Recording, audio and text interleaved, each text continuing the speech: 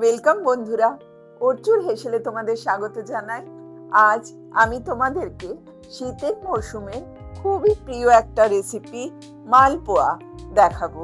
নরম তুলতুলে মালপোয়া তোমাদের কেমন লাগে জানিও। মালপোয়া বানাতে যে উপকরণগুলো লাগে সেগুলো হলো, এতে হাফ কাপ সুজি ভেজানো আছে, 1 কাপ ময়দা, আর আছে গুড়, হাফ কাপ দুধ, পাউডার সুগার, আর এতে চালের গুঁড়ি আছে আমি হাফ কাপ নেব, 1 চিমটি নুন নেব, প্রয়োজন মতো ঈষদ উষ্ণ গরম জল আমি মিলিয়ে ব্যাটারটা তৈরি করব।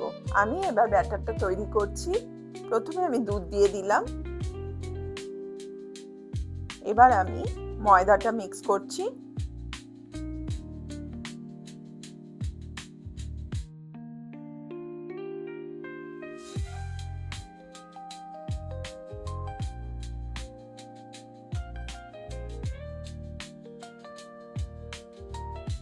তারপর দিচ্ছি চালের গুঁড়ি হাফ কাপ মতো,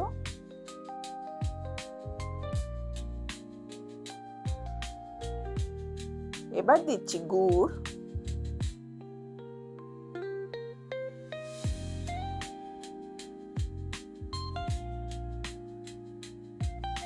আমি পাউডার সুগারটা অ্যাড করছি।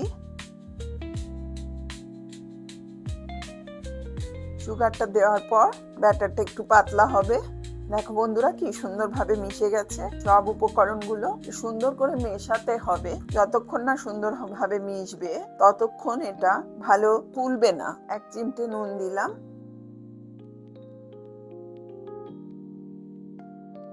আমি আবার একটু গুড় দিচ্ছি। পিঠেতে গুড়ের টেস্ট খুব ভালো লাগে খেতে। গোলাটা পুরো হয়ে গেছে বন্ধুরা। আমি এবার তোমাদের ভেজে দেখাবো।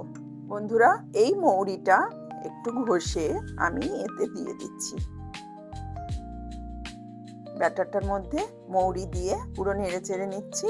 এবার আমি গরম তেলে মালপোয়াটা ভেজে নিচ্ছি। তোমরা দেখো, ব্যাটারের থিকনেসটা এরকম হবে। তোমাদের প্রয়োজন মতো তোমরা ময়দা আরো অ্যাড করতে পারো, বা তোমাদের যেমন মনে হবে তোমরা একটু বাড়িয়ে কমিয়ে নিতে পারো। কিন্তু হাফ কাপ সুজিতে 1 কাপ ময়দা লাগবে, আর হাফ কাপ চালের গুঁড়ো। বন্ধুরা, আমি এবার নরম তুলতুলে মালপোয়া ভেজে তুলবো। তোমরা সাথে থাকো। খুবই সহজ, সবসময় হাতের কাছে থাকা উপকরণ দিয়ে মালপোয়া আমরা বানাতে পারি। যদি চালের গুঁড়ি না থাকে, শুধু ময়দা সুজি দিয়েও তোমরা মালপোয়া বানিয়ে নিতে পারো। আর এই মালপোয়া অনেকে রসে ভিজিয়েও খায়।